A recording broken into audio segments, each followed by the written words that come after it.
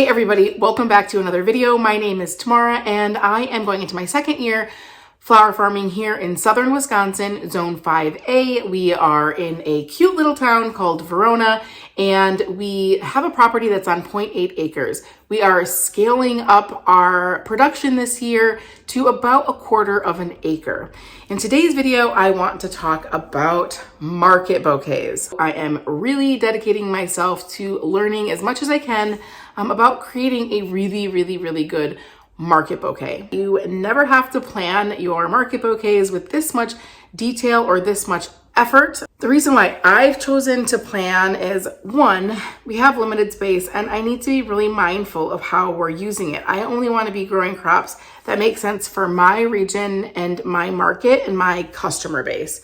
Two, planning for me is super helpful. I'm just a planner, and especially as the season begins ramping up, having plans I've found makes it easier for things to run a bit smoother, but it also makes it easier to pivot when Mother Nature isn't cooperating or things are just not going as planned. And again, I'm always looking at the future of our business, how we want to run it, what our production acreage looks like. And I really think planning in the off season for our market bouquets will allow us to maximize our time and eventually our efficiency.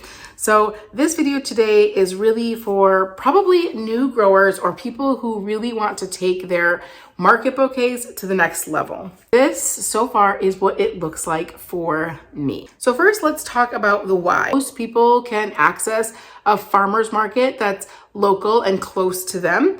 And that market probably already has a customer base. It probably already has traffic. And so you don't have to really put your face out there. You don't have to do any marketing. You don't have to do any advertising. You can really just kind of show up, set up, sell, and then come back home. There's a lot of consistency. There's a lot of accountability already built into just signing up for a market. And so I think that's one of the reasons why market bouquets is such an integral part to so many flower farms, especially right at the beginning. The accessibility to get into a market and to have a customer base already is really probable, and you have a higher chance of success selling your flowers. The second reason why I think market bouquets and selling them at a farmer's market or a flower stand is very appealing to new growers and even people who are very seasoned. And it's because there is some flexibility. Now, unlike weddings or working with a local florist where an event date there's no leeway. If you have a vacation, if you're out of town, if you're sick, if you have low inventory, or there has just been some sort of crop failure, there is some flexibility in missing a market here or there. So there's not the same restraints on a farmer's market, at least in my experience, there is with some of the other ways that you can sell your flowers. The third reason why market bouquets are so important to our business plan is because you can sell a lot of them at retail price. Now, unless you're getting into the grocery world, market bouquets can get a lot of money in a single growing season. If you sell even 30 bouquets at $20 for the entire season, so over 3 or 4 months of your ability to grow, if you sell at least 30 bouquets, you probably have recouped a lot of your seed costs.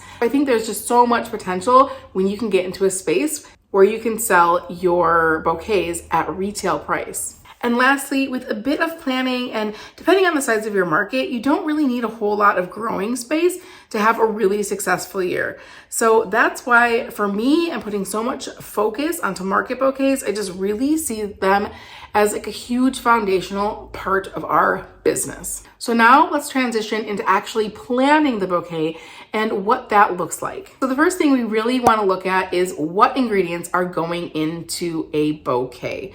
The best article that I've read on this is from the Floret blog by Erin Benzacane. I'm sure most of you watching this know who she is. If you go to floretflowers.com, in their search bar, type in market bouquet, and the first blog post that appears is the one that I am referring to. The big takeaway for me from that article was the categories that she broke her bouquets into. She breaks them down into 5 different categories. She has focal flower, she has fillers, she has air, something that's like a twinkly bit that kind of pulls interest and draws you into the bouquet. She has spike flowers that she adds, and then disc flowers. Spikes are things that are up and down, and then of course discs are more circular things. So I like to add one more category. It is the friller category. To me, a friller is just a filler, but something with a little bit more movement and texture and color variation. So I like to mix a filler with frilly, and I just call them frillers. In my mind, it makes sense. But yeah, the 5 main categories that she talks about are what we're going to focus on building these bouquets. So once you have your categories set, then I like to think about percentages. In the blog, she talks about using 50% filler, 30% disc flowers, and then 20% for the focals, the air, and the spikes. Since she, to me, is the queen of market bouquets, I'm really giving these percentages a lot of value when it comes to bouquet planning. Next question that comes to my mind is, well, then how many stems do we put in the bouquet? And for me, last year, I actually really paid a lot of attention to this detail. And I was averaging about 18 to 25 stems per bouquet. And even though I sold them at $15, it was probably a little bit low. After working out some of the calculations by stem, I should be pushing that up to 20. We'll get into that a little bit later in the video.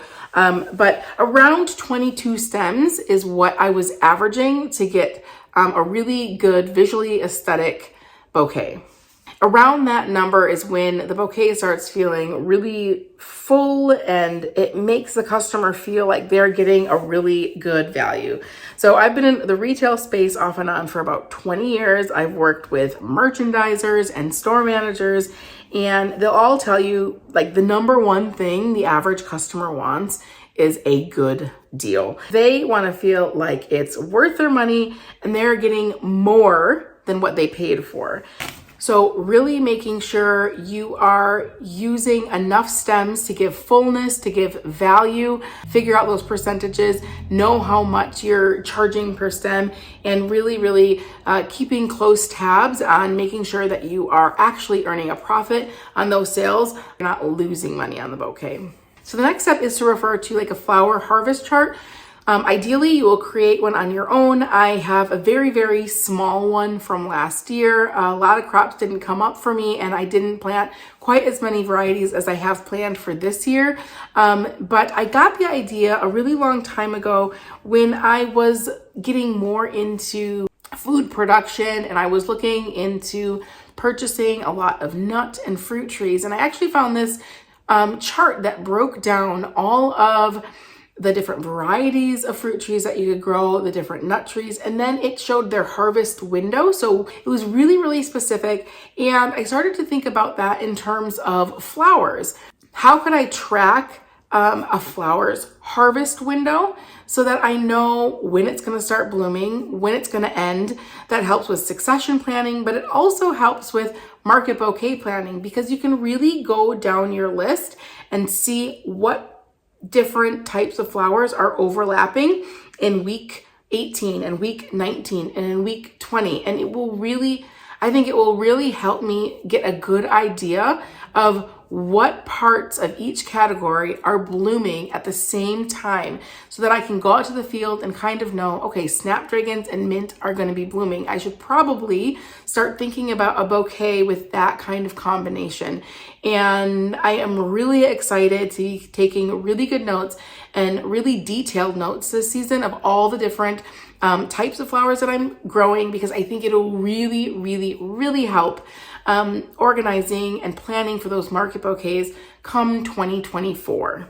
Now this starts to lead into color. You know your categories, you know what percentages of the bouquets they're going to make up. Now you have this chart of when your flowers are going to be blooming, and now you can really start using color, playing with color, and planning when you're going to make those seed orders, what colors you want from each category and how they're going to fit together during their bloom time. What I like to do is to go on Pinterest, go to my favorite flower bloggers, I go to Instagram, and I just screenshot color palettes that I like and that I think will work for my customer base. It has been super fun. It's not something that I'm very familiar with. It's not a strong point of mine. And so I'm really, really leaning on other flower farmers who have done an exceptional job of pairing different colors and different palettes together. Now I want to jump back just for a second when I said I pick colors that I think my customer base will like. I think this is a really important step if you haven't done it or if you're new to the area where you're growing, to really step back and to get a gauge of who you're selling to, who's your target audience, what does your customer look like. Think about all the different aspects that create this customer. For me, in my area, I have been in this area for a very long time, and I have seen a lot of change and a lot of growth in our area in the past 10 years. I know that there are several very large companies in my area and surrounding areas that have just exploded, and they're hiring a ton of employees, which has created this surge of people. I know that many of the people who are new to the area are from either the West Coast or the East Coast, and their dollars go much further in our state here in the Midwest. Then I know that our demographic is shifting towards like 25 to 45 year old shoppers. I know the companies that are drawing in a lot of people pay very well, and that a lot of households have quite a bit of disposable income. And lastly, I know that there is a really high value for local, sustainable, organic agricultural products. People are just willing to pay more for these products. So when I am thinking about colors and textures and how I'm going to design market bouquets, and when I'm planning for these things, I know that my customers are looking for something that's a little bit more thought out, a little bit more put together, and something that has a little bit more refined look. Obviously, the type of flower that you are growing is going to determine what different colors you can grow that in. And so you're able to just take a lot of this information in and use it to create a really, really well-balanced, thought out market bouquet. The more I get familiar with the flowers, I know kind of what range of colors they come in, and that will kind of help facilitate which colors I am buying. And then I can start to get a really, really solid plan of what I want to be offering week by week throughout the entire season. So the last part of planning your bouquet is pricing. How do you know how much to charge? If we already know that we're shooting for 22-ish stems per bouquet for a nice full looking bouquet, also know that we have target percentages for categories that are making up our bouquets to give visual balance and appeal. So if 50% of our bouquet is filler, equals about 10 stems. If 30% of our bouquet is disc flowers, that's about 6 stems. 10% of our bouquet are spike flowers, and then 5% each for air and focal. We're looking at about 3 stems, 2 stems of air, and then 1 focal flower. Obviously, throughout different parts of the season, spring, summer, fall, you're going to have different flowers to work with, and those flowers are all gonna have different values. But this is kind of just a rough estimate when you're going to build those first couple bouquets, something to keep in the back of your mind. How much each category are we going to need? For me, a bouquet might look like $2 for every 5 stems of filler, $1 for every 1 disc stem, $1.50 for every spike stem, maybe 75 cents or 50 cents even for every stem of the airy bits, and then $3, $4, $5, depending on what focal flower you're putting in, about $4 a stem for your focal flower. When you add all that up, it comes out to about $19. But that's not it. There are a few things that you do have to add in because they are actually truly the cost of the bouquet in addition to the flowers. And we don't always think about that. Tax on, let's say $20 is $1.10. Then we have floral food, rubber bands, paper sleeves, stickers, if you're doing ink and a stamp, if you're doing tissue paper, if you're doing plastic sleeves, hydrator, and quick dip. Those all have a cost. Consider all the material that you're using in addition to the flowers, to get a really accurate cost so that you make sure you're not losing any money. So sometimes you have to play around with the stem count, or you have to play around with the numbers a little bit. Mine comes out to about $22. Now I know that I want to do Venmo, or that I'm going to be working with cash. Often people come to the markets with cash. And so I want to try to keep that bouquet as close to $20. So there are some things that I'm going to have to look at. There's some pricing things I'm going to have to look at just to make sure that I'm not losing any money. But that is a really good example of how I would price a bouquet that I'm taking to market. So planning for me is an activity that I just really, really like, and helps me see and prepare for the bigger picture. I also think it's a way for me to stand out from the average market bouquet. And I think limiting my weekly selection to 2 or 3 schemes gives people a sense of choice without creating indecision. It actually was a discussion that happened more than once at our flower stand. Everyone said, oh, the flowers are so beautiful, I can't decide. And while that may sound good, indecision sometimes can lead to no sale at all. So I think just being very mindful and planning several different color palettes per week can really help give that customer a sense of choice, but a choice that can be made in a relatively short amount of time so that they can make the purchase, move on, and allow other people to come and purchase the bouquets. I really want our bouquets to stand out. I want our customers not to just be buying them, but to be talking about them. I want them to be asking questions like, do you do weddings? Do you do custom orders? Do you sell to florists? I think that just naturally moves the business into other opportunities with flowers without having to really push ourselves into those markets. So that's it for Market Bouquet Planning.